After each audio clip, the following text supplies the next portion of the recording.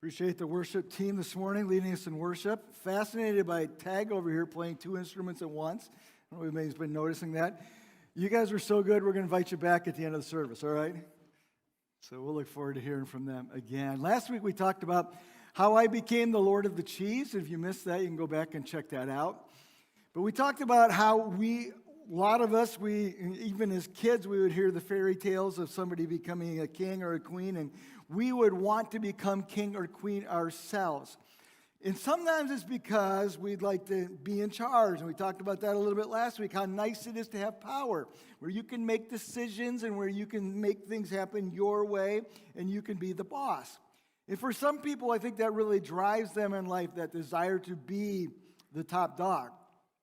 And maybe that's why you want to be the king or the queen. But for others of us, as we heard the fairy tales growing up, it wasn't so that we could be the king or the queen so everybody could be impressed with us. It's just that it sounded fun, and it sounded like an adventure. And it sounded like, that's a way to add some excitement to life. If I could just be the king, wouldn't that be fun to live in a castle? I was actually over there in England and visited a few castles. The answer is no, it wouldn't be that exciting to live in a castle, okay? It looked really cold and very uninviting. But anyhow, we think about that. Oh, this would be so much fun. And we think about the adventure of it. And for most of us, we would love to have a little more adventure, a little more excitement in life. We'd love to be the king and the queen so that we could just break out of the ordinary. Wouldn't that be great? I mean, life is just so ordinary, isn't it? We do the same thing, and we did the same thing we did yesterday and the day before, and we're looking forward to what do we got going on this week, and it's like a whole lot more of last week, and we're just transferring it into the future here. And we wish that our lives had a little bit more to them. We wish that we could be the king or the queen so that we could experience that. But to be the king or the queen and to experience that, especially in the stories we look at it today, there's something that each of us needs to make that happen. There's something that needs to be inside of us, and I think actually maybe inside of us, but maybe lies dormant, that we need to kind of pull to the surface. It's something that God's put there that will help us move past our ordinary, that will help us experience life differently, that maybe gives us that jolt of energy, whatever it is, to get us to live a better story. And so we want to talk about that this morning by going back to the story that we've been talking about for the last couple of weeks, the story of Esther. And so if you want to follow along, we'll be in Esther chapter 5 this morning. But just a quick review of where we've been the last 2 weeks. 2 weeks ago, we talked about the main characters of the story in order of appearance. Xerxes, who was the king, Mordecai, and Esther. And then the fourth guy we added the second week, and his name was Haman. Last week, we talked about the central conflict of the story. And I don't know that I brought that out in great detail, but the conflict of the story in Esther is the conflict between Haman and Mordecai. It's the conflict between those two characters. Haman's trying to destroy the Jews. Mordecai is trying to save the Jews. But the conflict is between those two. Well, today we get to this story, or the part of the story that we call the climax. The climax is where all of the action comes to a peak and where the story actually turns. And so that's where we are. So that's the structure of the story, the actual details of the story. Just a quick review. King Xerxes, who was arguably the most powerful man on earth at his time, also an unsavory character, tries to show off his trophy wife at a party, and she refuses, so she's banished from the kingdom, and the king sets out to find his replacement in a very unsavory way. We might say that as well. But Esther is chosen to be the next queen. She's an orphan girl. Somewhere in the past, lost both her mother and father. She was raised by an uncle, possibly a cousin. It's a little unclear.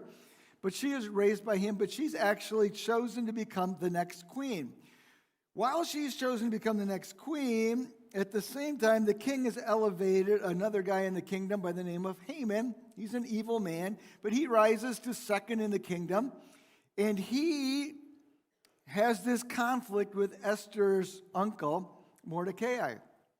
And he learns that Mordecai is a Jew, and he decides the way to wipe out Mordecai is to just simply wipe out the Jews. And so Haman goes into the king, petitions the king, and the king's like, hey, fine, whatever you want to do, Haman, if you want to wipe out all the Jews, but he doesn't know they're Jews. That's a key point to the story. But if you want to wipe out this people group, that's fine. Just make a law, and we'll have a day of execution is actually what it comes down to.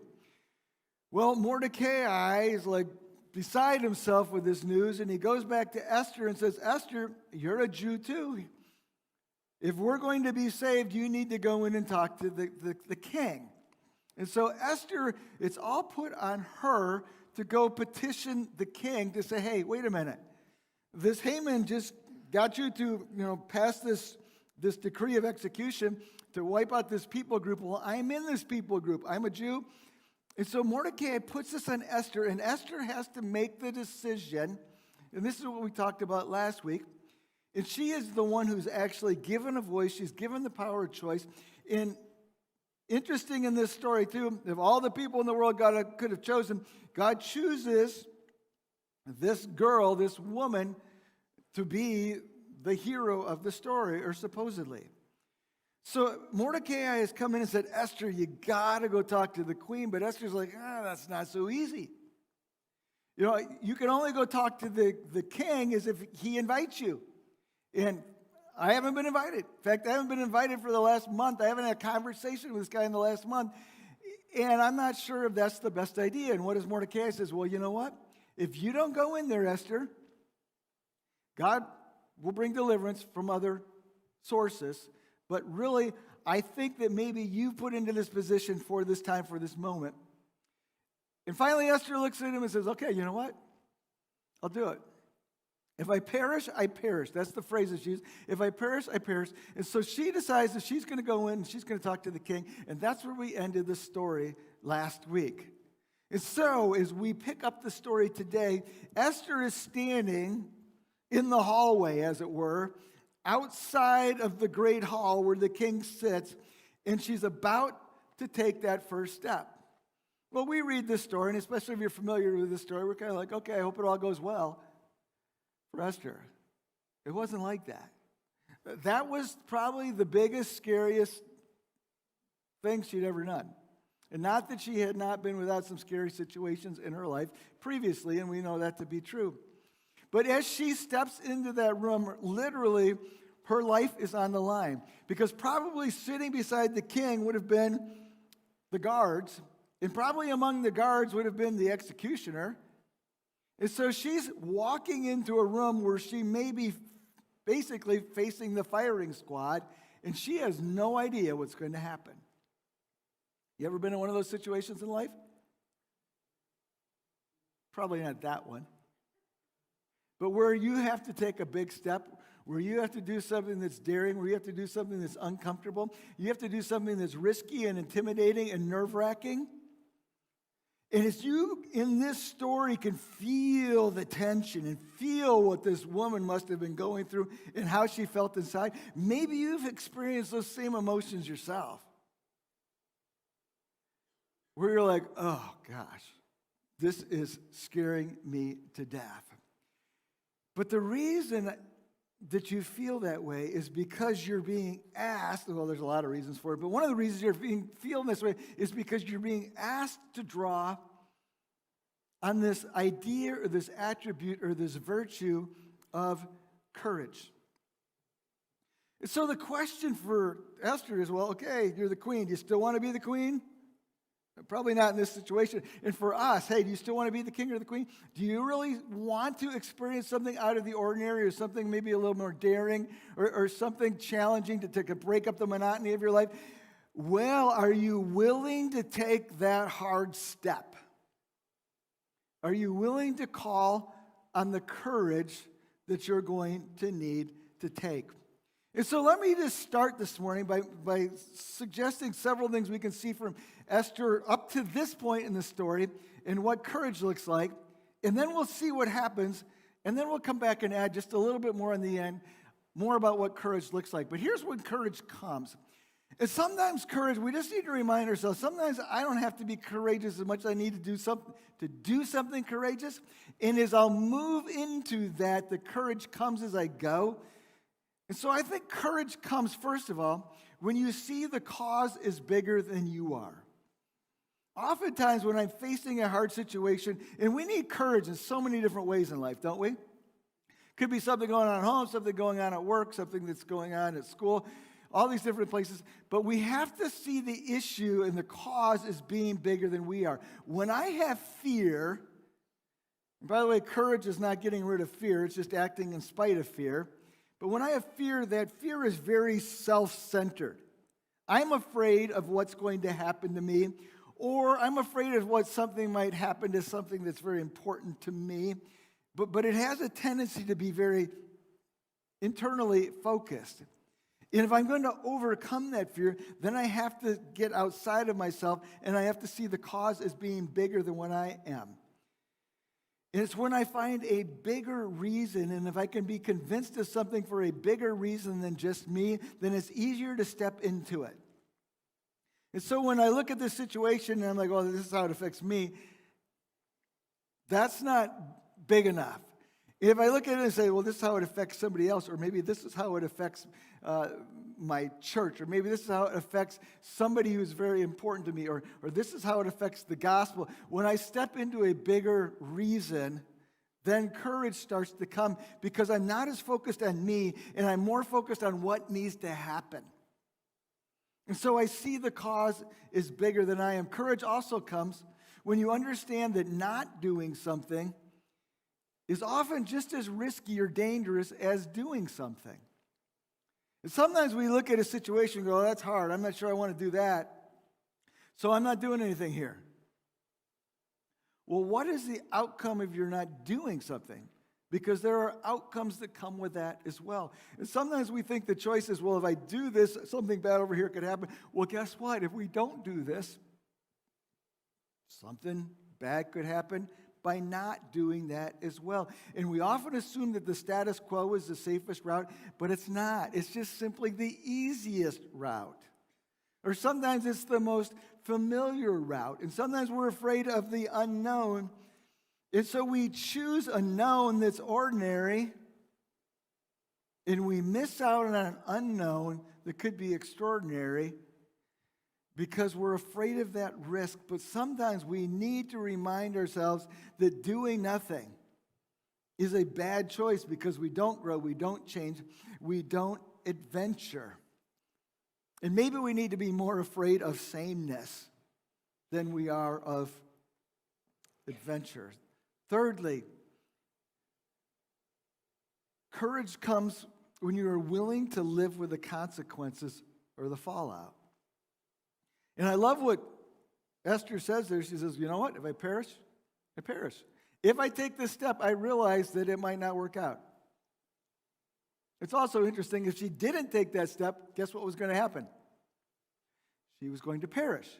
So it's just like, are we going to speed this up, or are we just going to wait for the inevitable? And sometimes we have to remind ourselves, though, that the fallout or the consequences, could they go wrong? Yeah, they could. But could they go right? Yeah, they could. But sometimes we need to remind ourselves, too, so what's the worst that could happen? And some of you, some of us, we've experienced the worst that could happen, and we still survived. And somehow still in that moment, God used that moment to grow us and to build us and to develop us. And so we get courage when we say, you know what? I'm looking at what could happen here, and it's not what I prefer. It's not what I'd hope for, but I can live with that. I can live with that maybe with God's grace, but I could live with that. And we're really good at predicting the negative, but sometimes we need to say, you know what? If I'm ever going to get to where I want to be, this is what I have to do. And so could it go wrong? Yes, but could it go right? That's a possibility too. Well, courage comes also when we take steps to prepare spiritually. I love what Esther does here. When there's when Mordecai faces the problem, he says, I got to go talk to Esther. When Esther faced the problem, she's like, well, let's all go fast. And the idea is, let's all go talk to God in this moment, in this situation. And when you need courage, Go and talk to God because he is a part of this story. He's a part of your story. So we go and we talk to God and say, what do you want us to do? And then we go for it. And you know what? Even if we get it wrong when God sees our heart, he's big enough to make it right. And sometimes we need to be reminded of the fact that God redeems stories. And we need to be reminded of the fact that when we tackle hard things in life, we do not have to tackle them on our own. What's the scariest thing you've ever done? Wouldn't it have been great when you did that to have somebody right there with you? Maybe you did. And as you look at what the thing you need to do, where you need to take courage, there is a God who is there with you.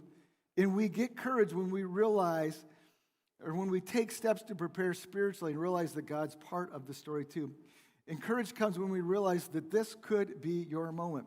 So I think this is interesting about courage. Courage is actually as much based on the decision beforehand as it is on the actual moment when you take action. And sometimes it's like, okay, courage was when she took that first step into the hall. Yes, it was. But courage was when she said, you know what? If I die, I die. And right there in that moment, she made that decision. After that, it was just following through on the decision. But she realized that this could be her moment. And sometimes we look at something that's a little bit intimidating. We're like, yeah, I don't know about that, when it could actually be your moment. So what happens in the story? Let's read it, okay? Verse number 2 of Esther 5. When the king saw Queen Esther standing in the court, he was pleased with her, and he held out to her the gold scepter that was in his hand. So Esther approached and touched the tip of the scepter, and the first hurdle has been cleared here. She did not die. He invited her into the room. And so the king asked, Queen Esther, what is it your request? Up to half my kingdom, I'll give it to you. He's basically, hey, tell me whatever you want, and it's yours. And what does she say? Verse number 4, if it pleases the king, let the king, together with Haman, come today to a banquet I have prepared for him. And so she chooses not to say what it is that she wants. And she's asking for a reprieve for the Jews here. Instead, she says, how about if you come to a banquet that I'll prepare and bring Haman with you as well? And so maybe his response caught her off guard. I don't know. I think this is probably more of the plan, but what it actually does here is it ups the drama. And so, we're waiting to see what the king's going to say. We're waiting to see what Esther's going to say. And it gets there, and she's like, how about if you come to a meal? And that was a great idea, too, because as we've seen in this book, the king really likes feasts and likes to eat. And so he's like, yeah, I'm in. And, grab Haman and let's go. In verse number 5, bring Haman at once so that we may do what Esther asked. That's interesting. Notice that phrase there, so that we may do what Esther asked. And that's just a little setup in the story. So the king and Haman went to the banquet Esther had prepared, and as they were drinking wine, the king said to Esther, now, what is your petition? I'm going to do it, up to half my kingdom. And the same question, and we expect Esther to answer, and she goes, you know what? This is my request. My request is that we have another banquet tomorrow, and you and Haman come again. And that just seems like a strange answer. So we have to ask what's going on, and we're not exactly told what's going on. It could be this. It could be that Esther is struggling with confidence. I would get that. And maybe she's not backing out, but maybe she's just simply buying time. She's like, I don't know if I'm ready to make my big ask here yet or not. And so it's like, how about if we just postpone this and we just put it off till tomorrow there? That could be what's going on, and I would get that. This is pretty scary stuff. Or it could be that she's just being strategic here. Like, you know what? Let's really, and I'm seeing him in a month. Let's get the relationship going here, and then we'll get to the question. Or it could be that somehow she even sensed that she needed to wait before she made this request. And maybe that's even God working in the story because they've been praying about it ahead of time. And maybe she came to that first banquet already to ask. And it's like, you know what? I don't think I should. How about if we come back tomorrow and we do the same thing? We don't really know, except for what happens next is absolutely incredible. And so, verse number 9, Haman went out that day after this banquet, and he's happy in high spirits. He's just hung out with the queen. And the king, I mean, it's just the big three now, three best friends going on here, and he's feeling great about that. And he's gotten invited back the next night. Life couldn't be any better, right? And so he goes out,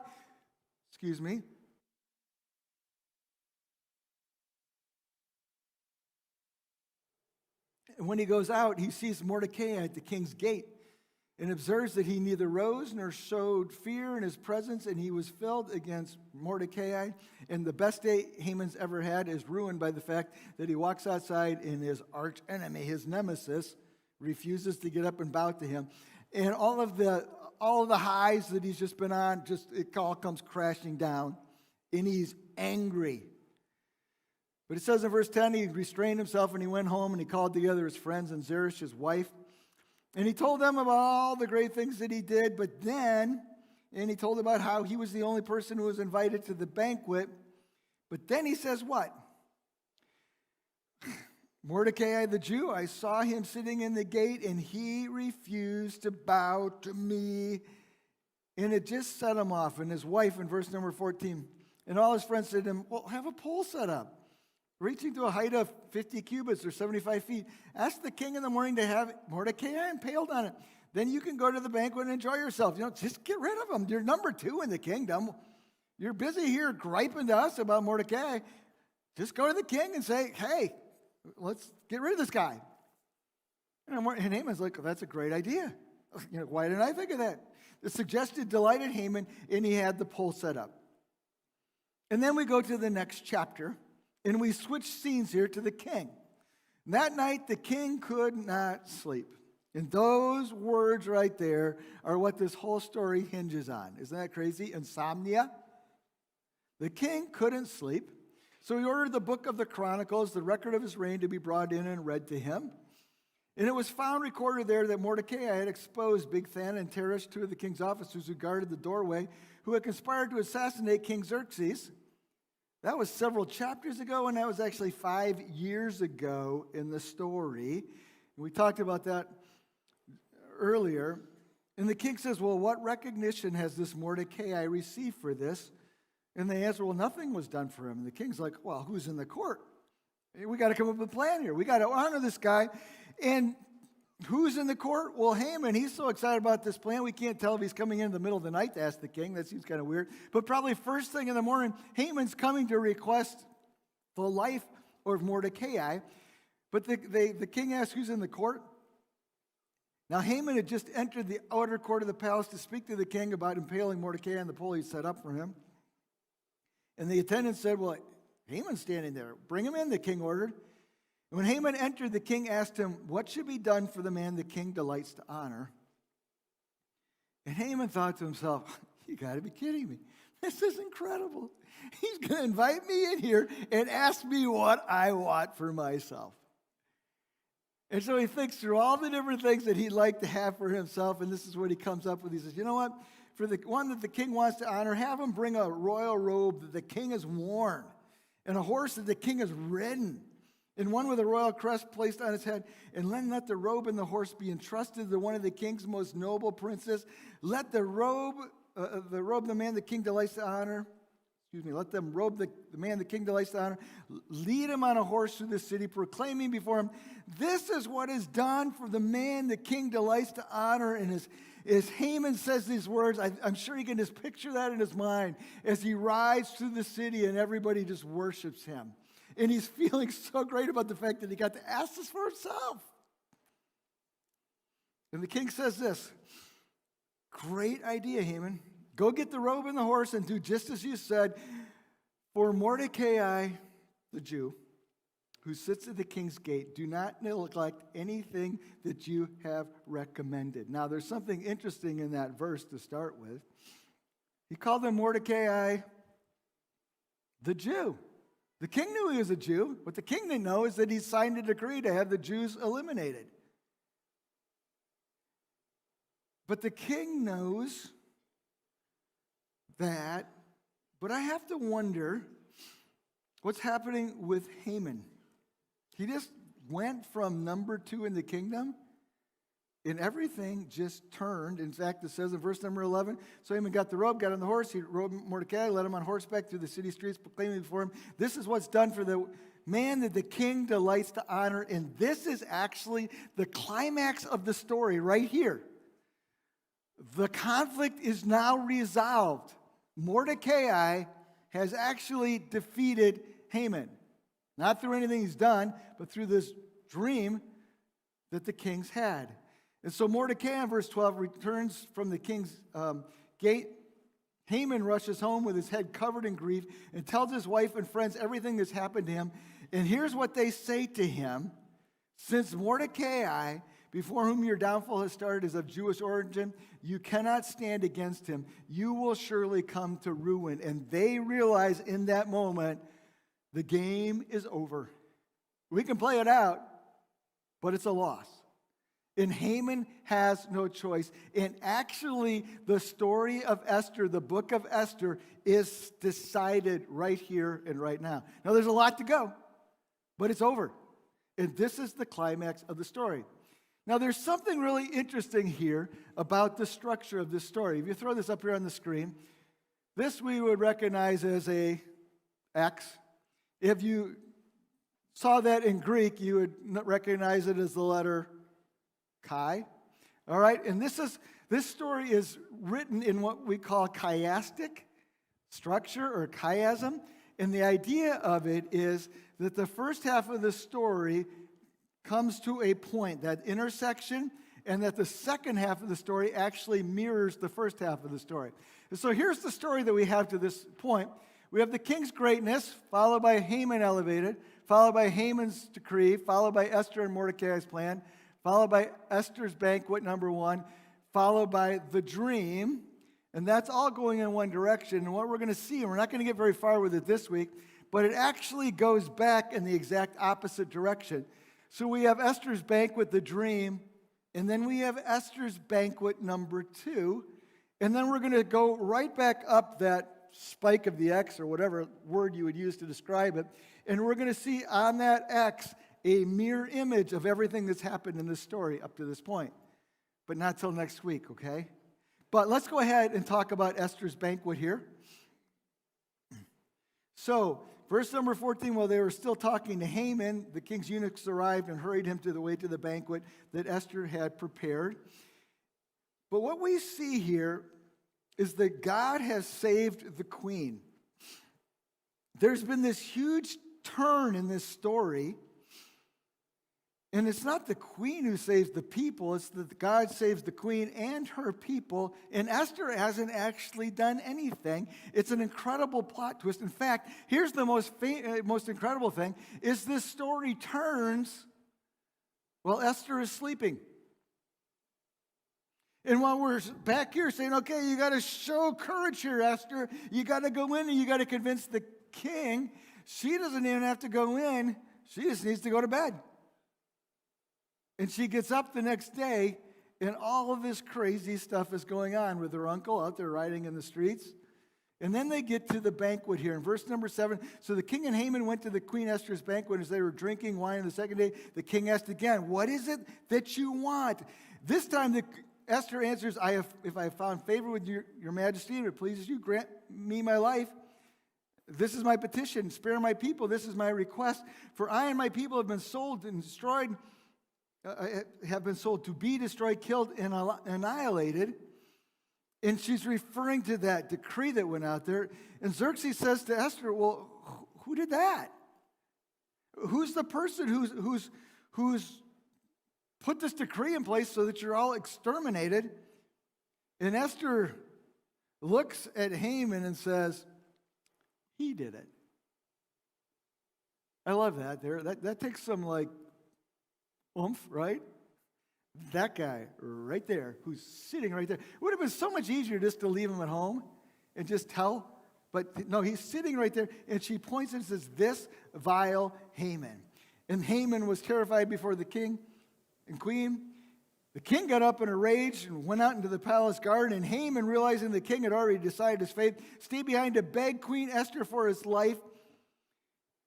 Wow, what a reversal in this story. And just then the king returns from the palace, from the garden, and Haman's falling all over Esther, trying to beg her for his life. And the king says, "Will even he molest the queen now that I'm not in the house?"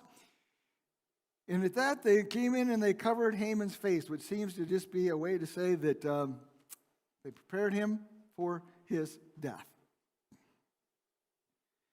And so one of the guys in there says, "Hey, by the way, there's this big pole that he's had put out there that he built. Maybe you could use that to, execute him." And the king's like, "That's a great idea." And so we get these plot twists here. Haman is forced now to give honor to the man that he despises. Haman is killed. Mordecai survives. Haman is killed on the gallows that he had constructed for Mordecai. And spoiler alert, Haman is actually going to be replaced in this story by Mordecai. And so the story turns here because God chooses to step in. And that's really, really important as we finish up here by going back to our list of what courage is and how courage comes. Courage comes when we are convinced of God's sovereignty. When I choose to trust God that He can do what needs to be done and that He will do what is right. Because really, courage is more about God's faithfulness than it is about your faith. And we make a lot of times the Christian life like, I need to have more faith. I need to work on that. I just need to grow my faith. And we focus on our faith, and what we need to do is we need to focus on God's faithfulness. And we need to be convinced of that. And when we're convinced that God is who God needs to be, then it makes us taking steps of courage a whole lot easier. You know what's crazy in this story is all the coincidences. That Haman just happens to see Mordecai after the banquet and goes out and builds these gallows. That Mordecai actually was the one to foil a coup back in chapter 2. That he was never honored for that deed. There's the coincidence that a second feast is planned. There's the coincidence the king gets insomnia between the two banquets. There's all these different coincidences that the king, when he can't sleep, they read the Chronicles, and the Chronicles that they read are right from the place of 5 years ago where Mordecai wasn't honored. That Haman just happens to be the one that's standing in the courtyard when the king's looking for an idea.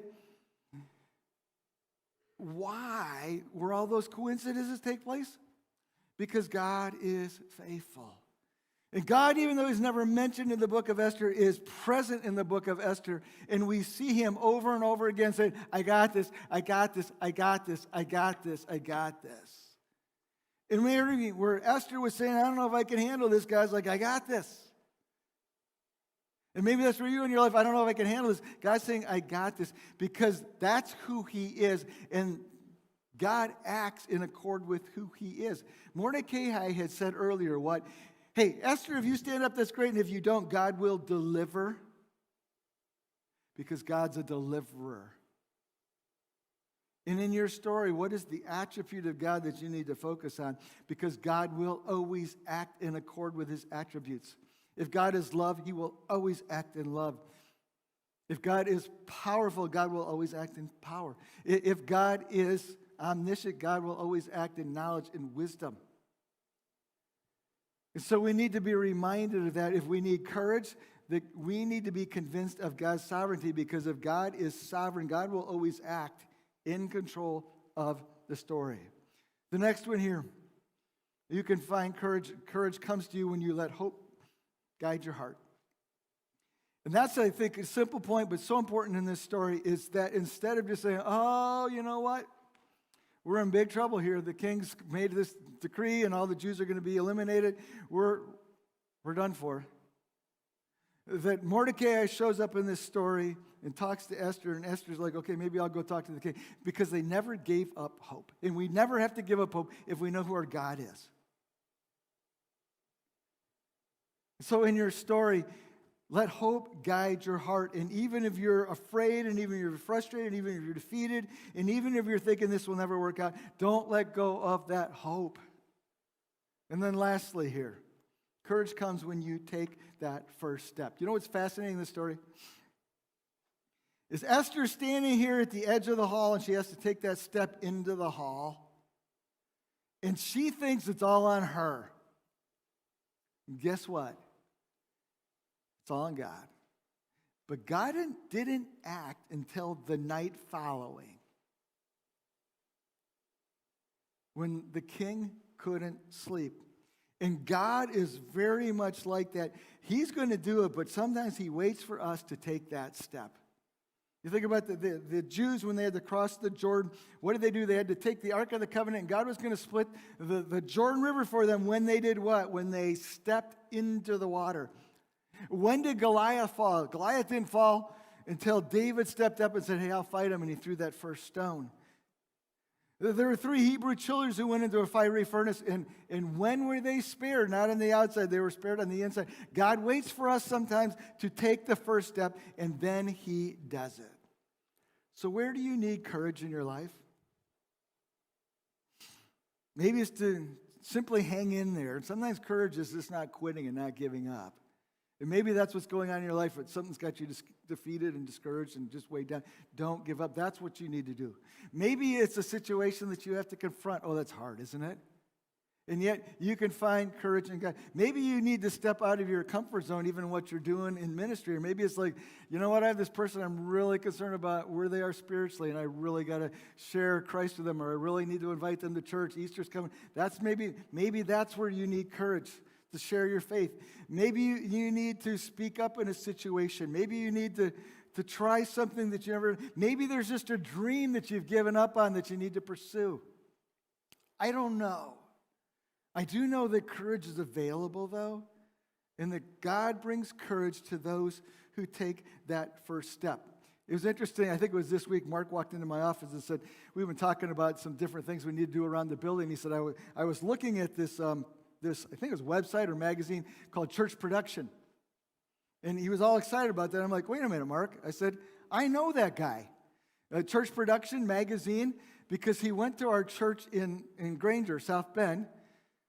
And there was one day when somebody was speaking and challenging people to have some courage, and he decided that he was going to quit his job, and he was going to go start this magazine for sound technicians and AV, that kind of stuff, for churches. And that was 15, 18 years ago, and it's still going strong. Brian Blackboard was his name, who was just working for a AV company. And somewhere God in his heart this idea that maybe God had something out of the ordinary for him.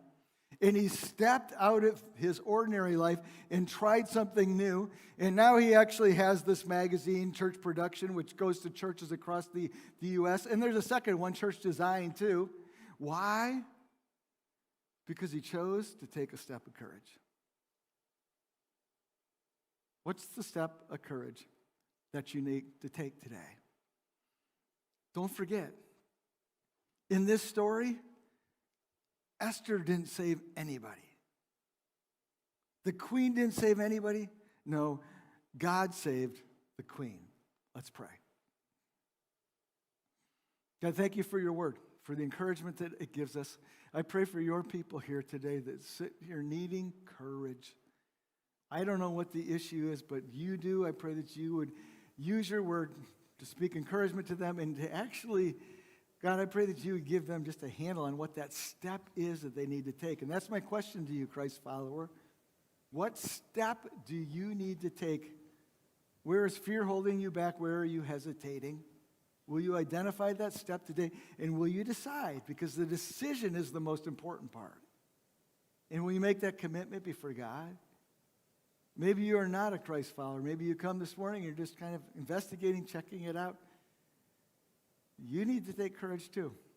To throw in with God, to throw in with Jesus Christ. We celebrated the death of Jesus Christ and his resurrection earlier with communion. But if you've never trusted Jesus Christ and invited him into your life, I pray that you would do that now, where he's set.